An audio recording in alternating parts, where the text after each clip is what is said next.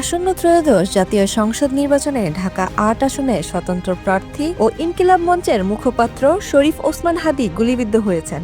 শুক্রবার জুমার নামাজের পর রাজধানী বিজয়নগর এলাকায় তাকে লক্ষ্য করে গুলি চালানো হয়। পরে গুরুতর অবস্থায় তাকে ঢাকা মেডিকেল কলেজ হাসপাতালে নেওয়া হয়। ঢাকা মেডিকেল কলেজ হাসপাতালের পরিচালক ব্রিগেডিয়ার জেনারেল মোহাম্মদ আসাদুজ্জামান জানান, হাদীর মস্তিষ্কে গুলি লেগেছে, তাকে লাইফ সাপোর্টে রাখা হয়েছে, তার অস্ত্রোপচার চলছে বলে নিশ্চিত করেন তিনি।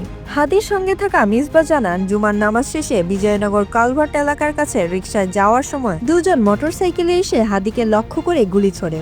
গুলি করার পর হামলাকারীরা দ্রুত এলাকা থেকে পালিয়ে যায়। পরে হাদীকে রিকশাতে হাসপাতালে আনা হয়। গত 14 নভেম্বর সামাজিক যোগাযোগ মাধ্যমে দেওয়া একটি পোস্টে শরীফ ওসমান হাদী দাবি করেছিলেন তাকে হত্যা ও পরিবার সদস্যদের প্রতি বিভিন্ন ধরনের সহিংস হুমকি দেওয়া হচ্ছে। তিনি লেখেন, বিদেশি নম্বর থেকে একাধিক কল ও মেসেজের মাধ্যমে তাকে নজরদারিতে রাখা এবং তার পরিবারকে ক্ষতি করার হুমকি দেওয়া হয়েছে। এই ঘটনার পর হাসপাতাল এলাকায় নিরাপত্তা নিশ্চিতে সেনাবাহিনী অবস্থান নিয়েছে।